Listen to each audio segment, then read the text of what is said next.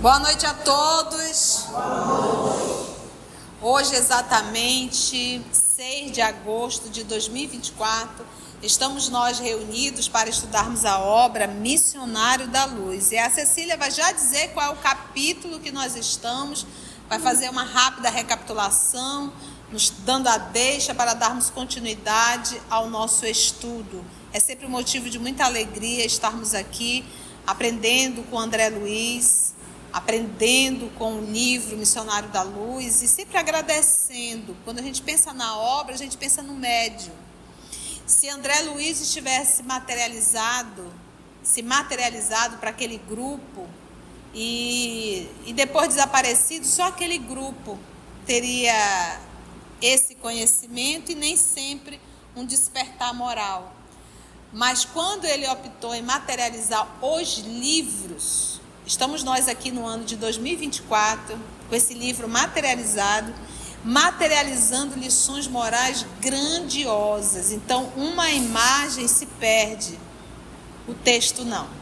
Então, quantos anos de Francisco Cândido Xavier sentado em uma cadeira, atrás de uma mesa, psicografando, lápis, papel, anos. Pensa em escrever todo esse capítulo, né, Augusto? É um capítulo enorme. Qual é o número desse capítulo, Cecília? 56 páginas. A Cecília já contou, são 56 páginas. E qual é o número do capítulo? Reencarnação. 13. Capítulo 13, Reencarnação, 56 páginas. Só esse. Imagina o que é escrever 56 páginas. Então, o nome disso é amor, o nome disso é sacrifício. Então, nossa gratidão sempre ao trabalho de Francisco Cândido Xavier. E vamos envolver a nossa Claudinha, que é a filha da nossa Maroca, né? Que graças a Deus a nossa Maroca já está em casa, né? Teve alta com seus 91 anos, né? Linda, linda, a Maroca é um doce. E vamos envolver a nossa Claudinha para fazer a nossa prece de gratidão. Logo depois a nossa Cecília, outra querida. Posso dizer a idade, Cecília? Posso dizer a idade? Não. Não! Olha, agora a moda, não sei se vocês sabem, que a moda agora, antigamente era festejar 15 anos, agora é 50. A moda é festejar, olha, fulano fazer 50 anos, festejar. Então eu vou festejar os meus 50, agora não sei de quantas vezes, né? Temos a nossa Batiana, né? Batiana, pode falar a idade? Diga. Olha aí, ó. Então você observa que nós temos aqui estudantes veteranos, né? Com idades a nos ensinar. Então, uma alegria eu ter aqui presente sempre a nossa Cecília, que eu tenho um respeito muito grande, a nossa querida Batiana, que eu também tenho um respeito muito grande, lúcidas, inteiras, lindíssimas, aqui ao nosso lado, mostrando para todos nós que ainda temos aí muito a aprender. Então vamos orar, filha da Maroca. Senhor Jesus, a alegria se renova, Mestre. O nosso encontro contigo, através de tantas lições, reacende no nosso coração, reacende na nossa mente, Senhor, a vontade de estar perto de Ti e que essas lições possam fazer diferença na nossa vida. Que o estudo Missionários da Luz, que luz possa acender no nosso espírito, possa acender na nossa vida o desejo de ser melhor. Que esse estudo possa nos ajudar a acender na nossa vida a paz que nós buscamos, Senhor, através da Tua trajetória, das Tuas palavras, das Tuas lições. Que esse estudo, Senhor, possa acender em nós uma luz tão imensa, Mestre, e que ela possa nos mostrar na nossa jornada, no estudo, na casa espírita, na nossa vida, no mundo, no planeta. Que ela ilumine, Senhor Jesus, o caminho que leva a Ti. Que essa luz, Senhor, que é a Tua palavra, que é o Teu ensinamento, possa nos guiar, Senhor, na estrada faz o caminho que nós percorremos, Senhor, resgatando, Te buscando, chegando mais perto de Ti. Fortalece, Senhor, o nosso espírito, para que nós possamos seguir firmes, confiantes de que Tu estás sempre presente. Obrigado, Mestre. Fica conosco agora e sempre. Que assim seja. Assim seja. Nos conta, Cecília. Continuando, o capítulo 13, reencarnação, Alexandre explica uma curiosidade de André. As crianças, os seres que vão reencarnar, que necessitam do amparo espiritual, da proteção dos benfeitores espirituais, eles geralmente recebem todo o tratamento e aqueles trabalhadores magnetizam os seres de forma que eles adormecem. E ali eles recebem também desses mentores toda uma organização das tarefas que eles vão precisar desenvolver, tarefas redentoras. Só pra gente entender o que ela está comentando, né, que ela está lembrando. Mas em que momento nós estamos? Estamos aonde nesse momento? Na casa da Raquel e do Adelino. E vai começar o processo ela está falando do que agora? O processo da reencarnação de Segismundo. Então nós estamos nesse momento, estamos todos dentro da casa da Raquel. O Segismundo já está mais para lá do que para cá e vai começar o processo da ligação. E qual era a encrenca de André Luiz? Qual era a preocupação dele no estudo passado? Era saber, ele logo no início ele queria saber se todos precisavam de um preparo para poder reencarnar. Aí Alexandre disse que não.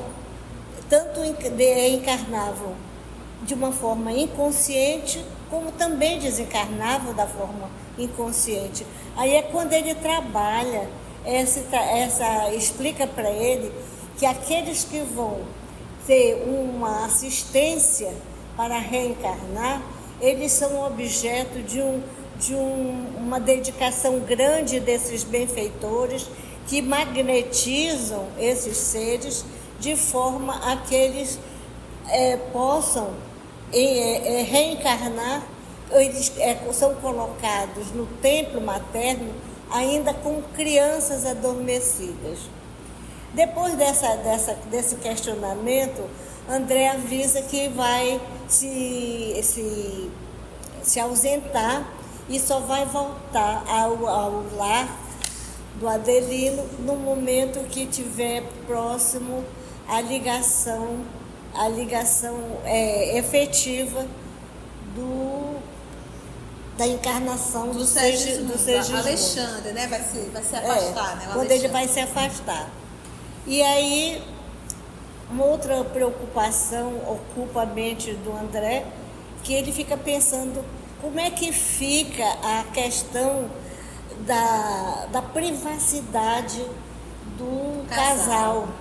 Então, quanto a isso, Alexandre torna a explicar que isso não vai acontecer, porque no momento do trabalho espiritual se compara com o trabalho do médico, quando o médico também assiste um nascimento, ele se comporta também de uma maneira honesta, responsável, e assim que também trabalha a equipe espiritual.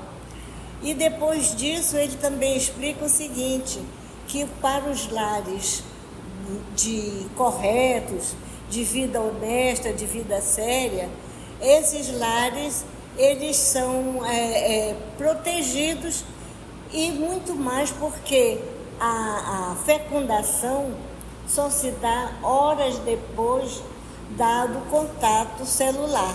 Então, como esse contato é mais tarde, não há problema da privacidade nenhuma. Agora, quando os lares são desorganizados e tendenciosos, aí essa coisa já não acontece.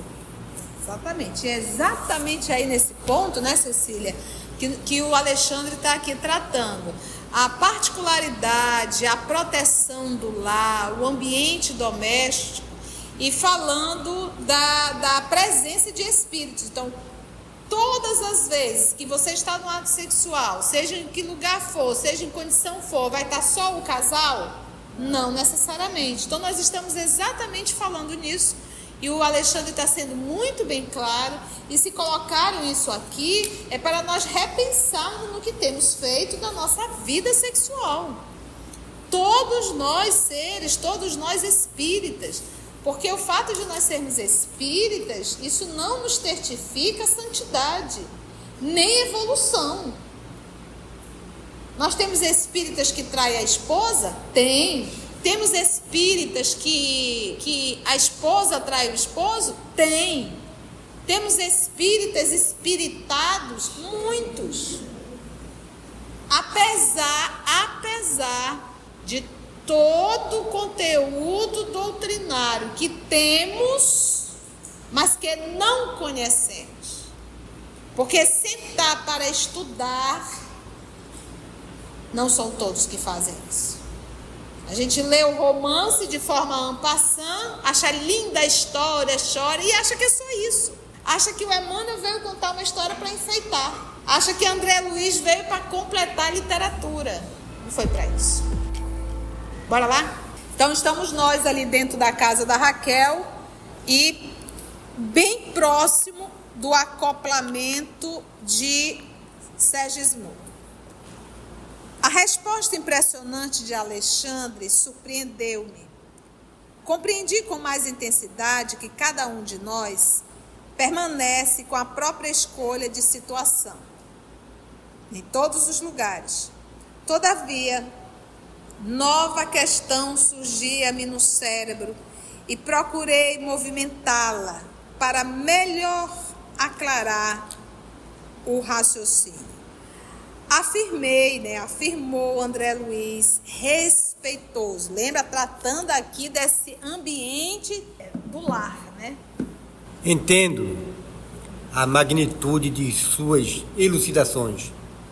Entretanto, considerando o perigo de certas atitudes inferiores dos que assumem o compromisso da fundação de um lar, que condição, por exemplo, é a da esposa fiel e devotada ante um marido desleal e aventureiro no campo sexual?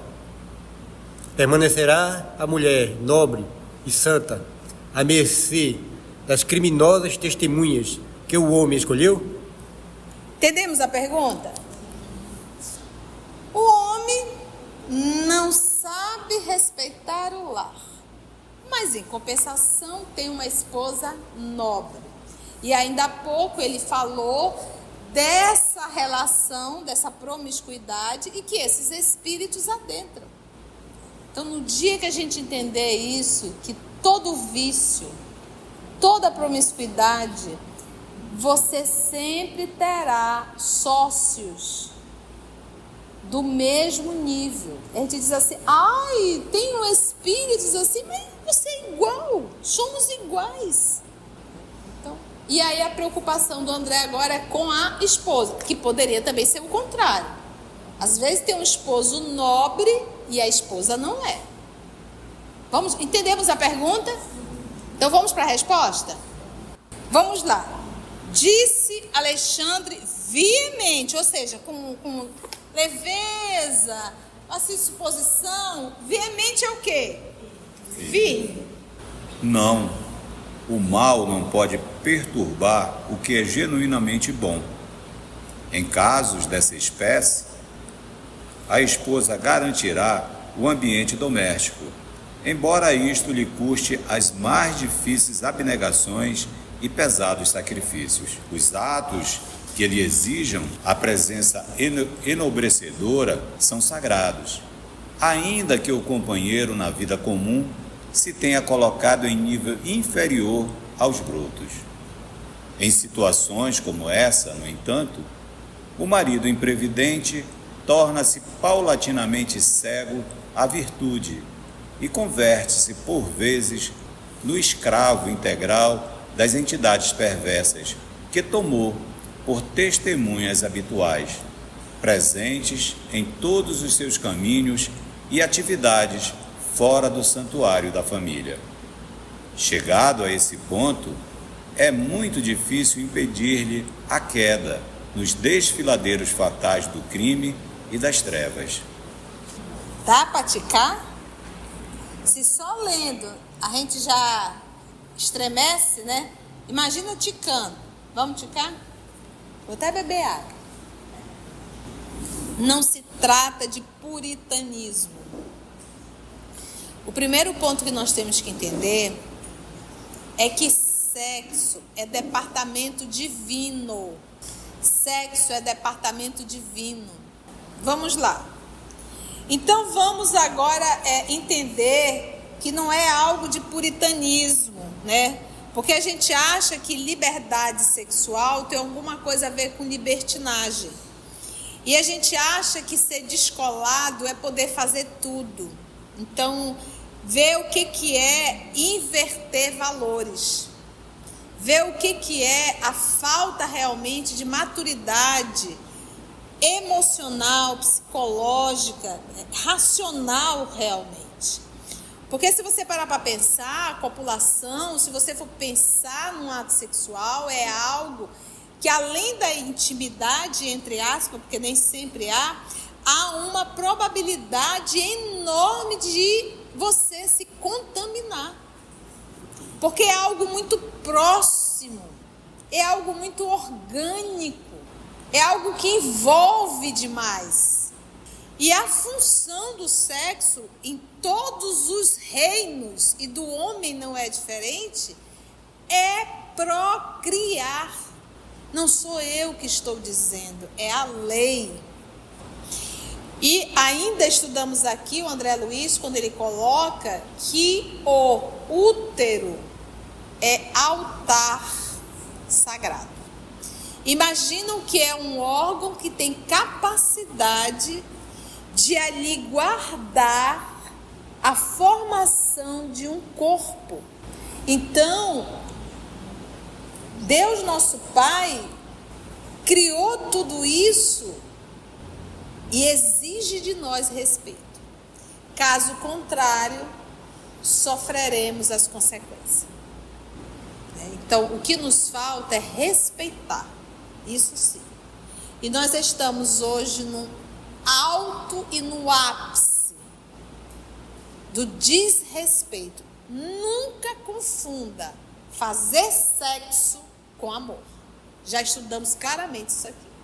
O amor, ele nem sempre exige e segue o sexo. Ah, foi por amor? Nem sempre. É desejo e vício. Não amor. Entendemos isso? Então esse é o departamento, é o respeito, é a nobreza, né? E nós falamos da energia sexual, nós falamos da criação, aprendemos tanta coisa, gente, aqui, saímos da posição do sexo apenas entre um casal e começamos a entender ele como uma fonte criadora, como uma força criadora, lembra? Mas aqui nesse momento ele está falando do ato em si. Então olha o que ele diz. O André Luiz se preocupou, né? Mas o organismo perispirítico de Segismundo não é o mesmo? Voltei lá em cima, que ele trouxe da costa. Ele disse sim, então, tem a mesma identidade essencial. Todavia, ele perguntou assim. A resposta impressionante de Alexandre surpreendeu. Compreendi com mais intensidade, beleza. Aí ele pergunta. Entendo a magnitude de suas elucidações. Entretanto, considerando o perigo de certas atitudes inferiores dos que assumem o compromisso da fundação de um lar. Então, o lar quando eu opto no casamento, eu estou fundando. É uma fundação. Eu chamo de célula divina. Uma mãe estruturada, um pai estruturado, a probabilidade de você ter filhos estruturados é enorme. É enorme. Então, por que muitas vezes nós não temos? Porque o lar não tem estrutura, não tem base. Como é que está o lar hoje, do ano de 2024? Cadê a mãe do lar? Está ombro a ombro com o pai, do lado de fora, trabalhando para trazer dinheiro para dentro de casa. E quem está cuidando dos filhos? Ah, sim, ok, entendi. Claro, você contratou alguém para cuidar dos seus filhos. Então, como é que a gente diz quando a gente contrata alguém para fazer o serviço que nos cabe? Terceirizou. E quando você faz isso, você também está dizendo assim, ó. Eu estou dando para você fazer dele aquilo que você quiser. Porque a criança, ela copia. E com quem que ela vai conviver mais? É contigo ou com a pessoa que você terceirizou? E a criança vai copiar a pessoa que você terceirizou. Por isso que hoje nós reclamamos tanto dos filhos distantes, dos filhos grandes que não sabem trabalhar e que você tem que continuar sustentando. Então hoje, gente, a gente não quer falar no assunto, mas essa geração tem nos trazido muita dor. Nós temos hoje um número muito grande de adultos sustentados pelos pais. Mas não é muita gente, não é pouca gente não, gente. Nós temos hoje um número muito grande de pessoas que parem, fazem filho e trazem para os avós cuidarem. E a gente acha isso tudo normal. Nós temos hoje filhos que não têm absolutamente nenhum respeito pelos pais. Mas foi nós, a responsabilidade é nossa. Então, o lar é a célula primeira, né? Dessa vida social. E é uma instituição. Então, quando eu penso no casamento, quando eu opto em me unir com alguém, eu tenho que repensar verdadeiramente. Casamento não é brincadeira. Casamento não é conto de fadas.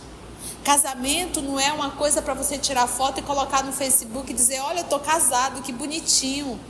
Para você dar satisfação à sociedade, para não te chamarem de solteirão e solteirona. É algo muito sério. E casamento não é sinônimo também de felicidade.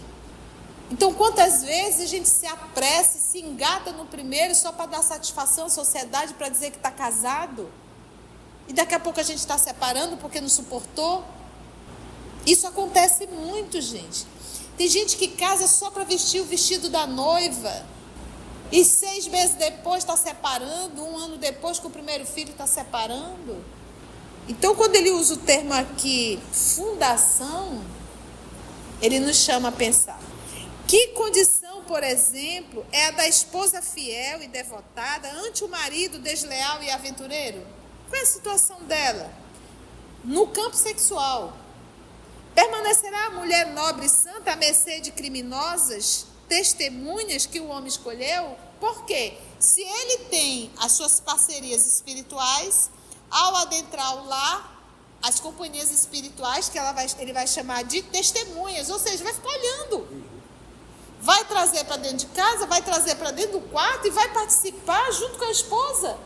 Lembra, nós estudamos aquele caso, aqui no livro Missionário da Luz, aquele caso daquele rapaz que era desequilibrado na área sexual, que estava fazendo curso de mediunidade, e quando ele entrava no centro, as 2 entidades entravam com ele, elas ficavam do lado de fora aguardando no centro espírita.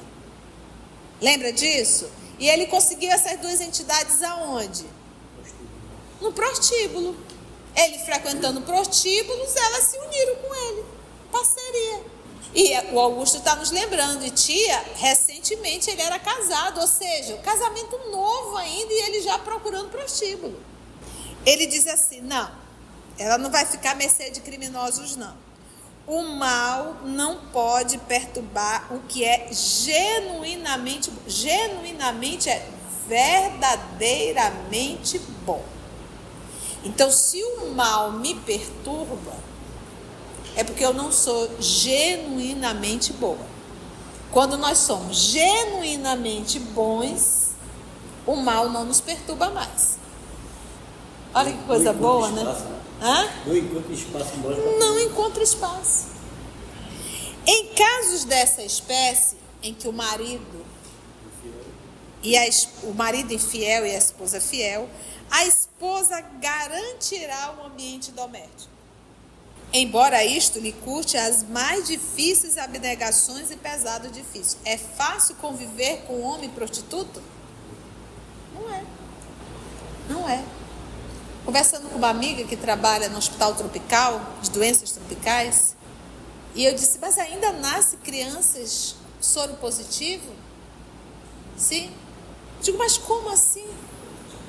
Me explica isso, no nível que nós estamos.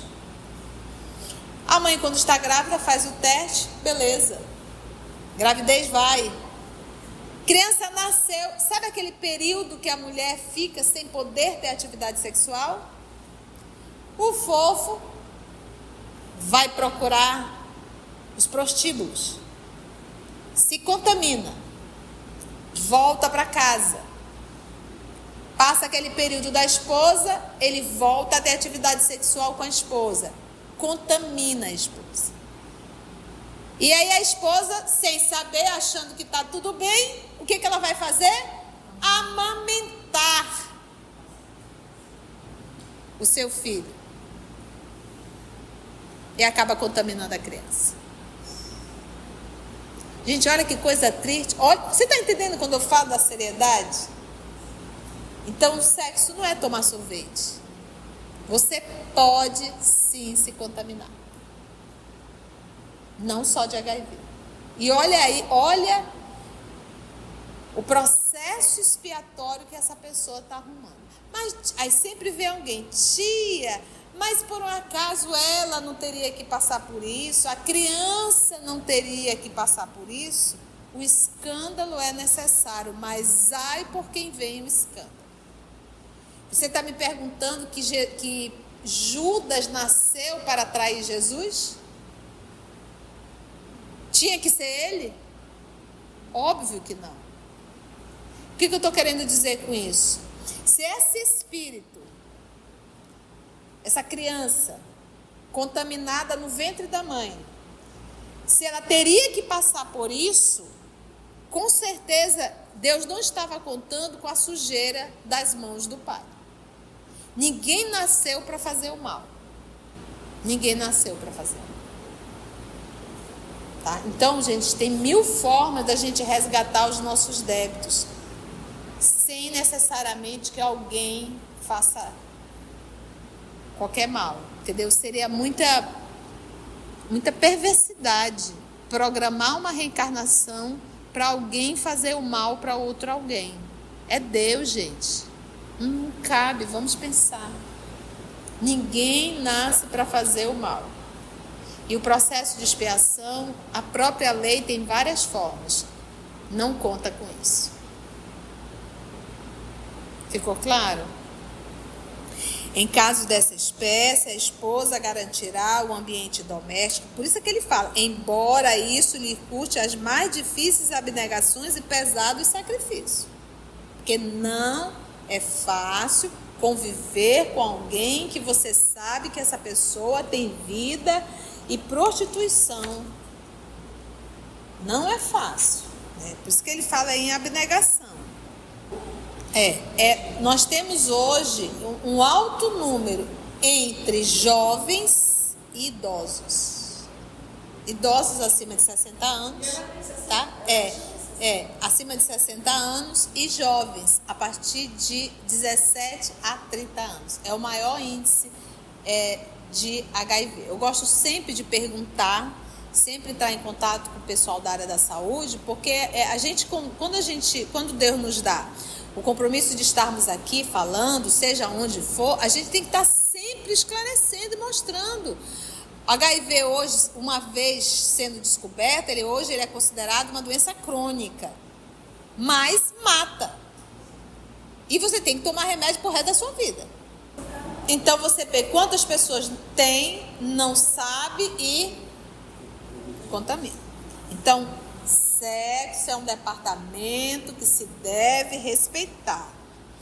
Em casos dessa espécie, então, ele diz, os atos que lhe exijam a presença enobrecedora são sagrados, ainda que o companheiro na vida comum se tenha colocado em nível inferior aos brutos. Ou seja, pior do que um animal, aos brutos. Porque o animal irracional, ele está submetido à lei, uma lei orgânica, então ele precisa entrar no cio, só para procriar e pronto, e volta à atividade dele normal. Ele está submetido à lei. Você queria que nós ainda estivéssemos nessa condição se o nosso processo é de evolução, de autonomia, né? Então, nós temos um ciclo para procriar, temos uma necessidade orgânica durante o período, principalmente juventude, ali a fase adulta, mas depois de uma certa idade, o ciclo orgânico, ele muda. E aí a gente percebe que não é mais o organismo, é o quê? É o vício mental. Entendeu?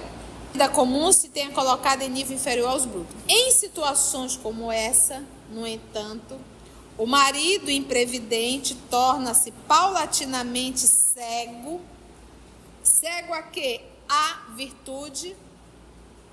E converte-se, por vezes, no escravo integral das entidades perversas, gente. Olha só. Olha, tu viu algumas palavras são fortes da Alexandre? Ele usa palavras muito fortes, mas para mostrar aqui. A primeira coisa ele diz, essa pessoa normalmente, paulatinamente, vai se tornando uma pessoa o quê? Cega a qualquer virtude. Cega à virtude. É por isso que a gente diz, se você está enrolado na área sexual, você se torna cego a qualquer virtude. Então, tolerância, resignação, paciência, é difícil. Porque você vai cada vez se distanciando disso. Olha o que uma posição nos faz. Então, se você é uma pessoa que tem desequilíbrio na área sexual, eu te coloco dentro do centro espírita. Vamos supor que tu está fazendo um trabalho, tu está dirigindo o grupo. Como tu tem encrenca na área sexual, tu vai estar sempre olhando para o sexo oposto com interesses, com desejos.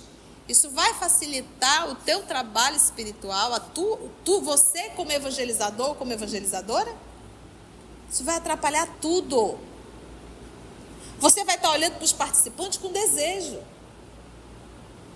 Você já parou para pensar? Entendeu quando ele fala que isso vai atrapalhar todas as demais virtudes?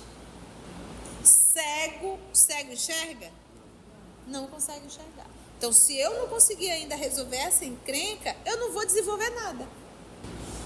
Eu estou mascando bem isso, mexendo bem, que é para a gente poder, além de viver, entender melhor. E não vir mais com perguntas, muitas vezes, até quem está ouvindo em casa, né? Porque às vezes a pessoa fica chateada porque não escuta o que quer. Não escuta o que quer. E nós não estamos aqui citando A, B, C ou D. Nós estamos com a obra na mão. Eu estou lendo e comentando. E o propósito do EOS Manaus, trabalho que Jesus nos confiou, são com as obras de Kardec e com as obras psicografadas por Francisco Cândido Xavier. Pronto, não me venha com outra obra. São essas obras que nós nos propomos. Quer estudar outra obra? Procure outro estudo. Procure outro canal. E o Alexandre não põe pano quente, né, Augusto? É direto. Quem quer, fica. Quem não quer, vai ouvir o que lhe convém.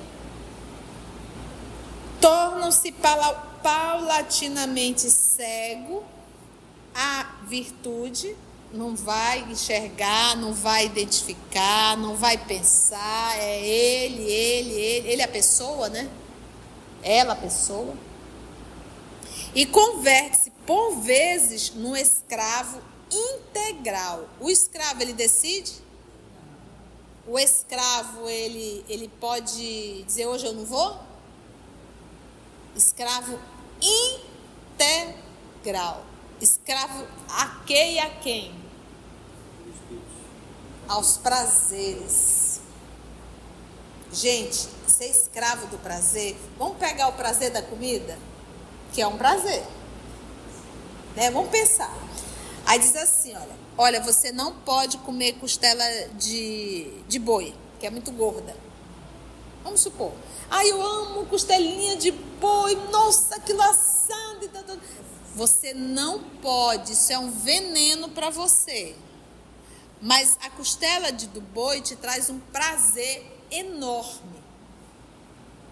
Então você tem a consciência que aquilo te faz mal. Você vai para uma festa, uma churrascada, lá na casa daquela colega, do colega, e o que você vê na brasa? A costela. Chega, pinga assim, mesmo sabendo de tudo, você vai quase hipnotizada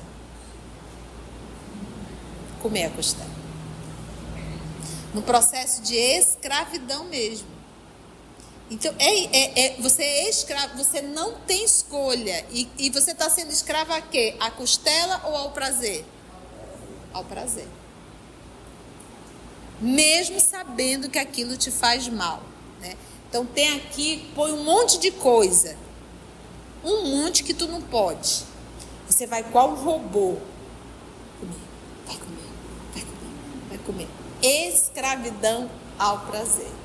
Então, eu trouxe a alimentação para a gente entender todo e qualquer tipo de escravidão em relação ao prazer.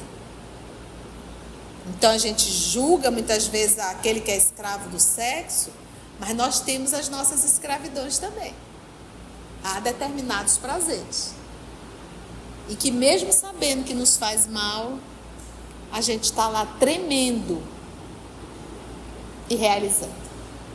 Paulatinamente cego à virtude, converte-se por vezes num escravo integral.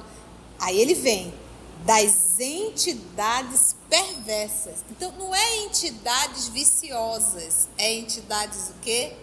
Perversas. E aí a gente vai dizer, nossa, mas que palavra assim dura, não poderia ser entidades viciosas? Por que entidades perversas?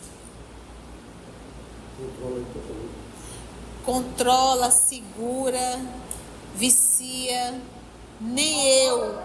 Nem eu estou evoluindo e nem eu deixo ele evoluir. E eu subjugo ele a mim.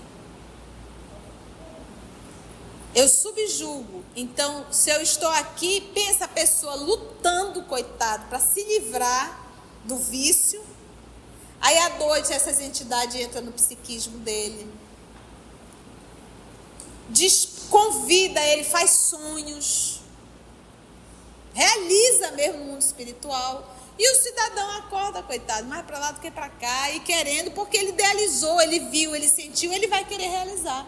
Então, é realmente uma ação perversa. E esses espíritos acabam ficando escravos. Esses encarnados acabam ficando escravos a esses espíritos. Por isso é que ele diz que é uma ação que perversa. Mas eles mexem com o quê? Com os meus desejos. Então, é por isso que a gente tem que parar para pensar por onde, o que eu tenho sonhado. Né? Se eu tenho tido sonhos dessa espécie, isso já quer dizer que eu estou envolvida com essas entidades e que eu preciso fazer um trabalho muito grande para eu me libertar disso. Num escravo integral das entidades perversas que tomou por testemunhas habituais. Que vive com ele. Testemunha é aquele que está ali vendo tudo. Habitual, já faz parte. Presentes em todos os seus caminhos e atividades fora do santuário da família. Gente, presente em todos os seus caminhos. Se vai para trabalhar, a entidade vai junto.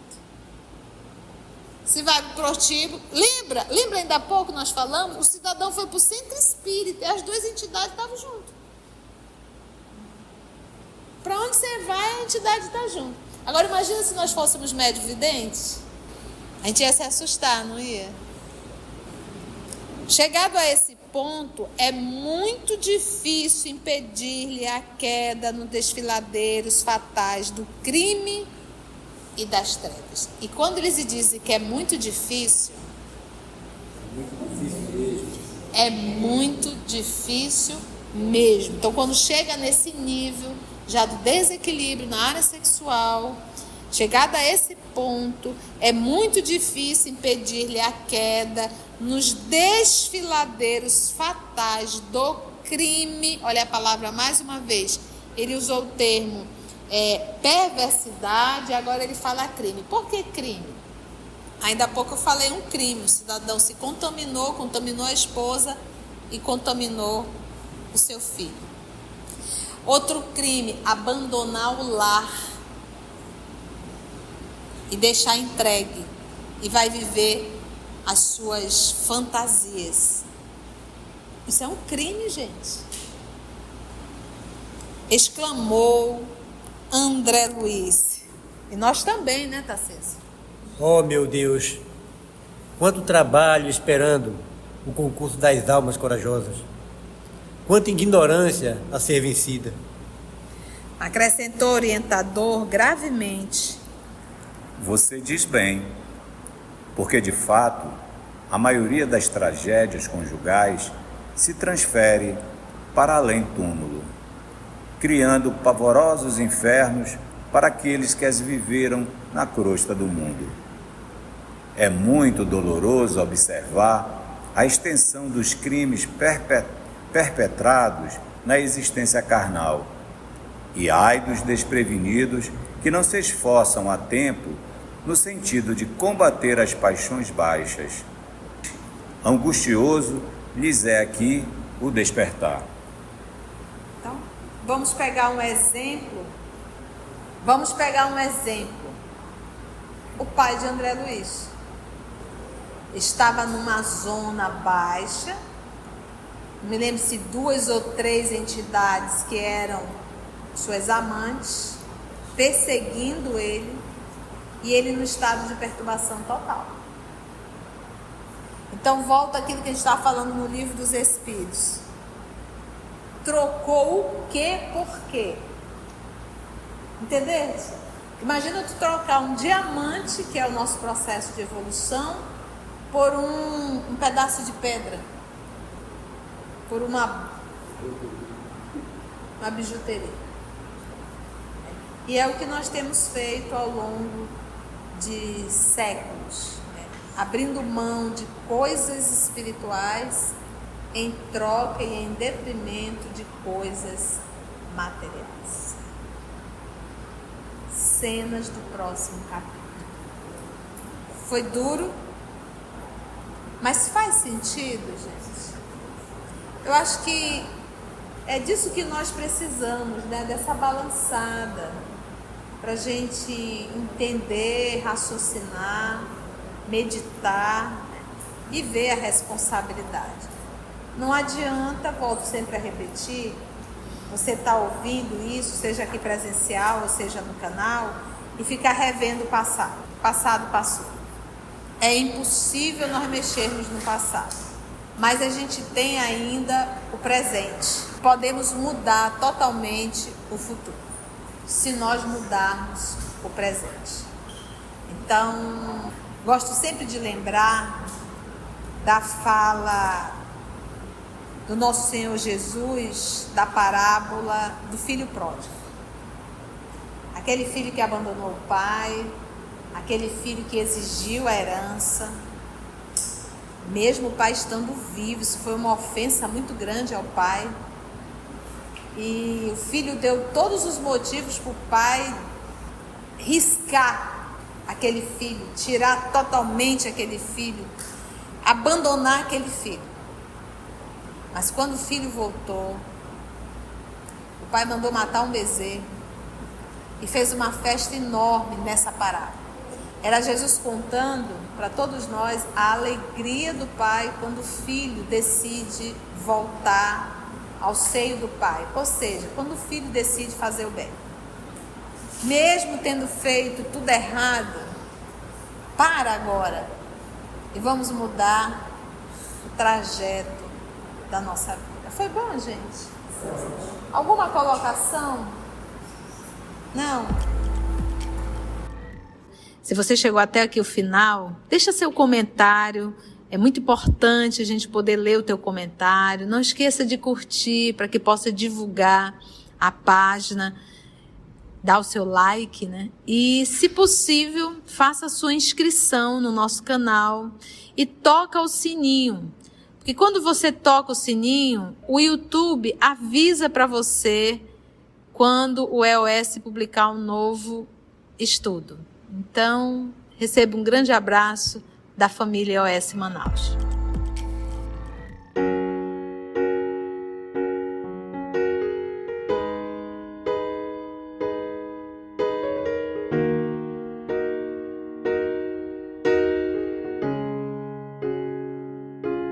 Antes de orarmos em agradecimento, vamos ouvir algumas considerações da tia que destacamos neste estudo para a reflexão dos ensinamentos.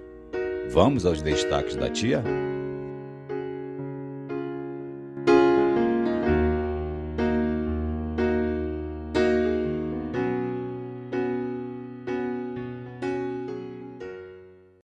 Então, no dia que a gente entender isso, que todo vício, toda promiscuidade, você sempre terá sócios do mesmo nível. Deus, nosso Pai, criou tudo isso e exige de nós respeito. Caso contrário, sofreremos as consequências. Então, o que nos falta é respeitar. Isso sim. E nós estamos hoje no alto e no ápice do desrespeito. Nunca confunda fazer sexo com amor. Já estudamos claramente isso aqui. O amor, ele nem sempre exige e segue o sexo. Ah, foi por amor? Nem sempre. É desejo e vício. Não amor. Então, se o mal me perturba, é porque eu não sou genuinamente boa. Quando nós somos genuinamente bons, o mal não nos perturba mais. Essa criança contaminada no ventre da mãe, se ela teria que passar por isso, com certeza Deus não estava contando com a sujeira das mãos do pai. Ninguém nasceu para fazer o mal.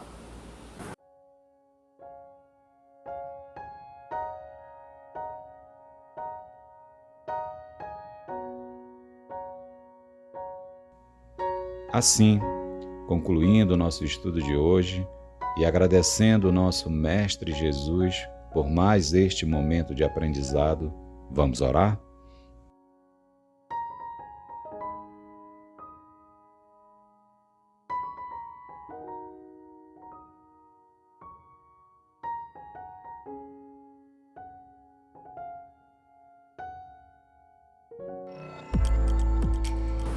Nós vamos então ouvir a nossa irmã Osa, que vai cantar um pouquinho com a gente, para a gente repensar, né? E logo depois eu vou pedir para o nosso amigo Tarcísio fazer a nossa prece de gratidão.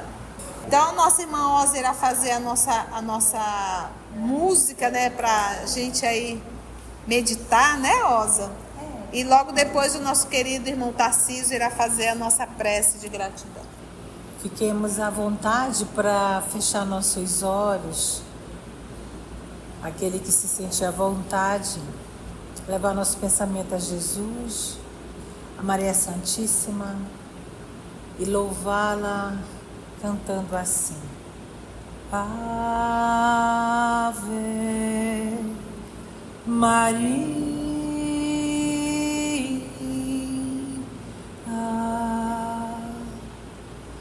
Mãe das estrelas, do céu, alma doce da natureza, ó doce seiva que vive esse chão, dá luz a tudo que vive e respira, leva a dor do coração. Ó doce mãe, estende teu manto nesta terra que tanto precisa de ti. Transforma o coração dos homens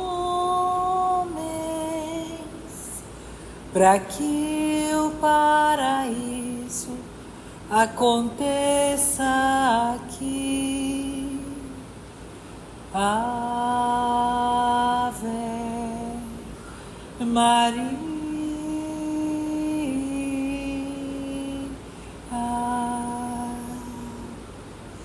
Mãe das estrelas, Mãe do céu, alma doce da natureza, ó seiva viva que nutre este chão, dá luz a tudo que vive e respira, leva a dor do coração. Ó doce mãe, estende teu manto nesta terra que tanto precisa de ti. Transforma o coração dos homens para que o paraíso aconteça aqui. Santa Maria.